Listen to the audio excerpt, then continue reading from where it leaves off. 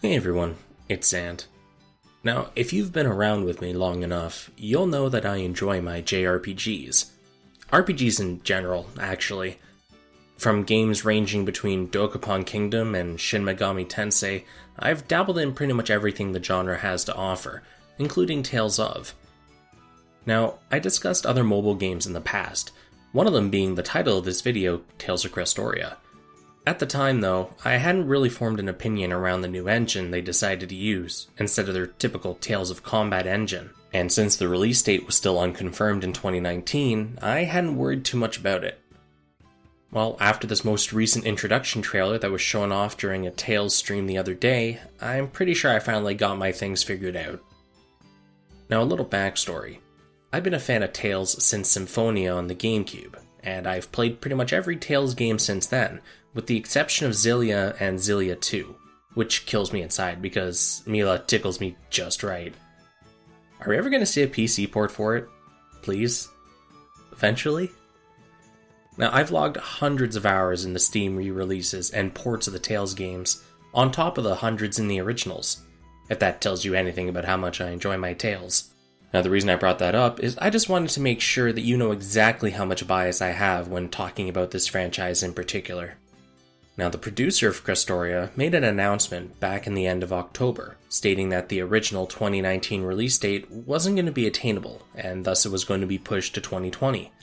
As I've clearly stated in the past, I am pleased as punch whenever a game is delayed for quality purposes, especially in the current climate, where things are released in a rush and are half-baked with enough bugs to make you want to just burn it to the ground.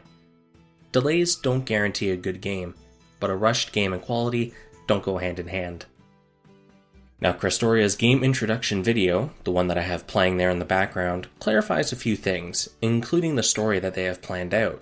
So you'll have the main story, which was an obvious gimme, but they also touched on the side stories. These allow you to see new interactions between characters from entries across the franchise, and also interactions between the new cast and classic icons.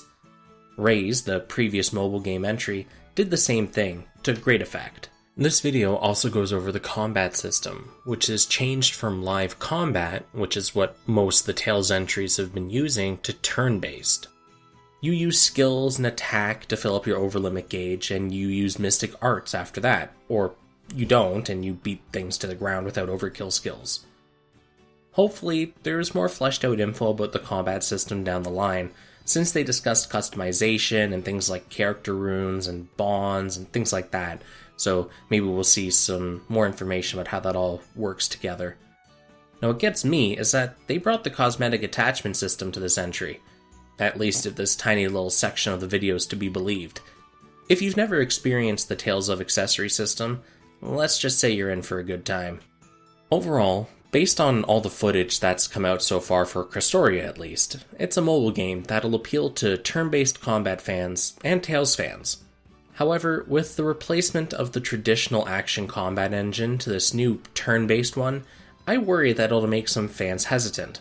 I know I myself am, because I'm used to the action combat engine that Tales brings, but I'm more than willing to give this a shot because it has a lot of the characters that I recognize, and I do want to play games with these characters in it. You know, here's looking at you, Smash Bros. Beyond that, it seems to be a pretty straightforward game. I also like the character designs for the new cast. They look really nice. Anyways, I just wanted to make this quick blurb video to bring some attention to the game, as frankly, I think it's one that shouldn't be slept on, much like Tales of the Rays, which I would still be playing if the English server hadn't closed down. I'll be waiting with bated breath for more news about Crestoria, as it should help fill the void until Tales of Arise, which may I say looks absolutely stunning. But that's another video for another time. Peace out, guys. I'll see you in the next one.